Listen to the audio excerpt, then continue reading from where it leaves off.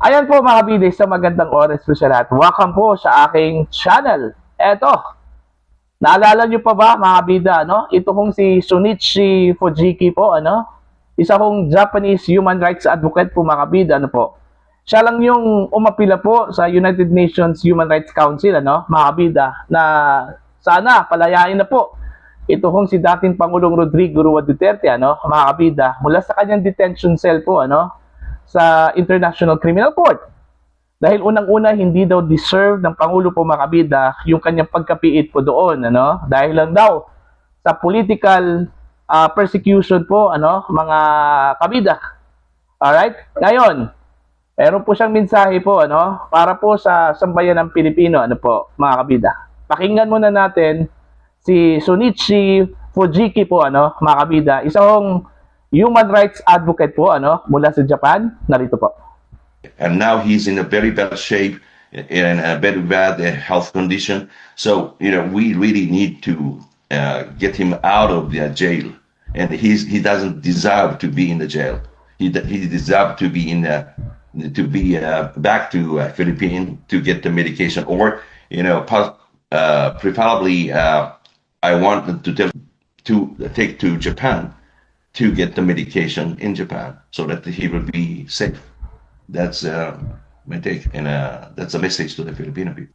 Ayun, eto ha, Japanese yan, hindi yan Pinoy, ano, mga kabida. Pero meron po siyang puso po, ano, para po kay dating Pangulong Rodrigo Roa Duterte, ano po. Okay? Nais po niyang makalabas na po ito hong si Digong, ano, mga kabida, mula sa detention cell dahil unang-una po, hindi po niya deserve yung kanyang pagkapiit po doon, ano? Pangalawa, hindi po maganda yung kanyang kalagayan po, ano? Yung kanyang kondisyon, pang-medikal, ano? Mga kabida, at gusto niyang makauwi na po sa Pilipinas ito hong si Digong para dito ho magpagamot. Okay? O di kaya mga kabida, meron po siyang magandang suggestion po. Gusto doon niyang dalhin, ano? Si dating Pangulong Duterte, ano? Papuntang Japan at doon niya ipagamot po, ano? Mga kabida. Look at that. Isang magandang gesture po, ano, mga kabida. Hindi po yan Pilipino, ano, pero mas daig pa po ang Pilipino, mga kabida, sa kanyang puso para po kay dating Pangulong Rodrigo Roa Duterte. Marami hong nagsasabi po, iniintriga ito hong si Shunichi Fujiki na bayaran daw, ano, mga kabida, ng mga Duterte. Natatawa po talaga ako dito, ano. Porque nagpakita po ng simpatsya po mga kabida, no? Kay dating Pangulong Duterte, nabayaran na. Okay? Na supposedly, tayo mismo mga Pilipino po ang dapat magpakita po ng simpatsya po doon, ano? Ang gobyerno po ng Pilipinas dapat magpakita po ng simpatsya po doon, ano po mga kabida? Pero hindi po yan nagawa, okay, ng gobyerno. Sa bagay, sila yung dahilan po kung bakit napunta yung Pangulo po natin, ano, mga kabida, sa Dahig Netherlands, ano? Dahil sila po yung naging instrumento po, ano, ng International Criminal Court, okay, para hulihin po itong si dating Pangulong Rodrigo Roa Duterte. Okay, at dinala po doon ho sa International Criminal Court. Okay, kaya nga hindi po natin inaasahan po, ano? Meron po silang puso para ho kay dating Pangulong Rodrigo Roa Duterte. Buti pa itong hindi po Pinoy, isang Hapon, ano, mga kabida, meron pang malasakit po. Dating Pangulong Duterte po mga kabida, no? Okay?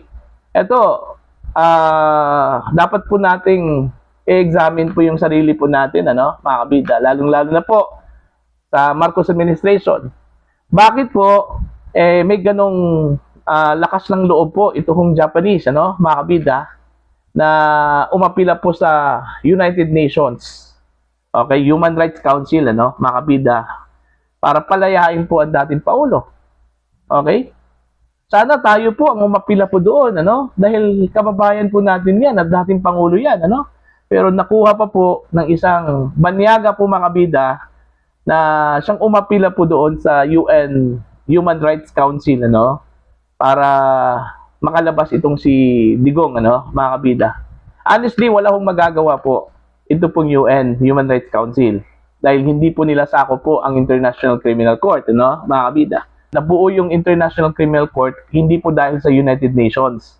Dahil ho, sa Rome Statute po mga kabida, ano? Kung saan po nasa 115 na mga bansa po mga kabida ang naging signatories po dito, ano? Para mabuo po itong International Criminal Court. Pero pwede ho nilang reviewin po, ano, mga kabida, yung the way the ICC treated the former president, no, while he is in detention cell, ano, mga kabida. Yung proseso po ng pag-dispense po mga kabida ng kanyang karapatang pantao, ano, mga kabida, pwede hong reviewin yan, ano, ng United Nations Human Rights Council. Pero as to dictate them kung anong dapat nilang gawin, ano, mga kabida, na gustong palayain na po itong si Digong, ano, ng UN, hindi po pwede yon, ano. Walang otoridad po, ano, yung UN Human Rights Council po, ano, mga kabida. Pero kung sakali man po during the review meron po silang nakita po, ano, mga kabida, na mga paglabag po, ano, sa karapatang pantao po ng dating Pangulo, ano, at yung due process po mga kabida. Kahit na po wala hong jurisdiction po, ano, mga kabida, ito hong United Nations, alright, pero hindi po magandang magiging reputasyon yan, ano, mga kabida, ng ICC. Magiging masama po ang perception niyan, magiging masama po ang perception po ng International Criminal Court, alright, sa harap po ng international community po, ano, mga kabida. Okay, yun yung advantage po.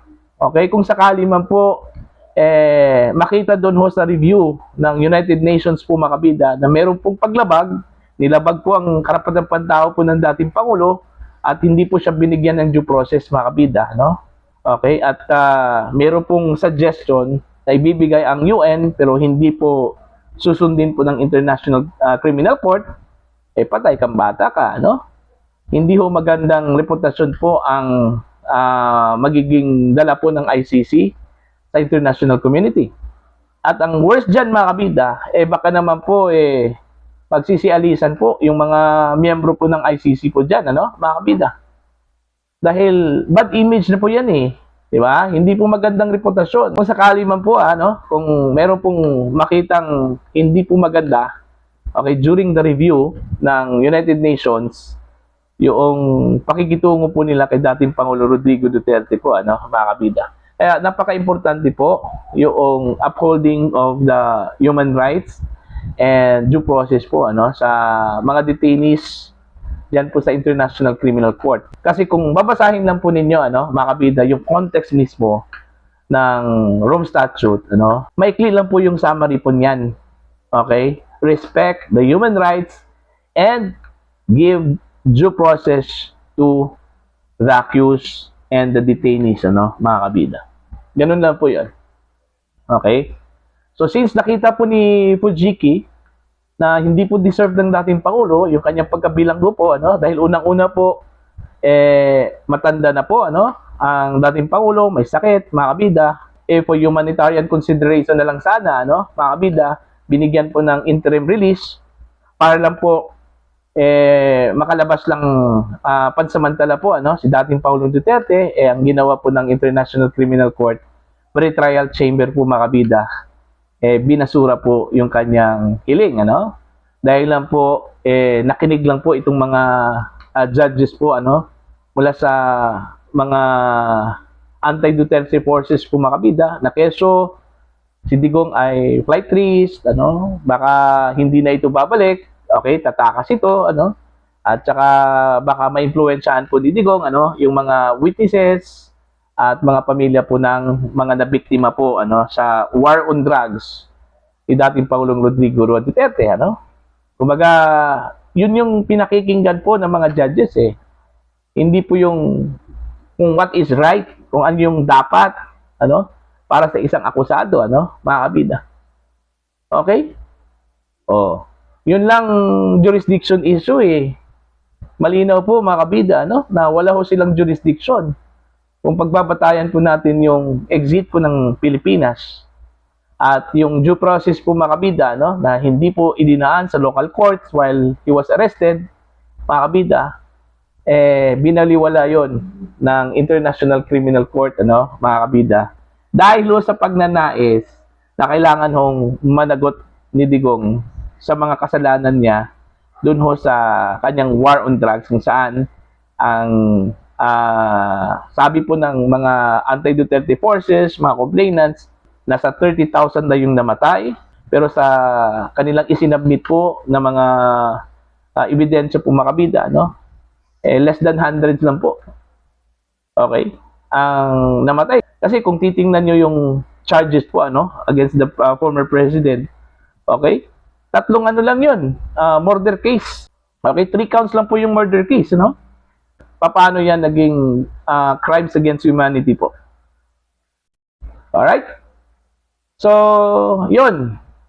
Saludo po kami sa hapon na yan, si Sunichi Fujiki, mga kabida, dahil hindi man po siya Pinoy, pero parang may pusong Pinoy yan, mga kabida, dahil sa kanyang malasakit po at sa kanyang pagmamahal po kay dating Pangulong Duterte, dahil nakita po ni Fujiki, na mayroon pong paglabag po sa karapatang pantao po mga kabida, ay dating Pangulong Rodrigo Roa Duterte.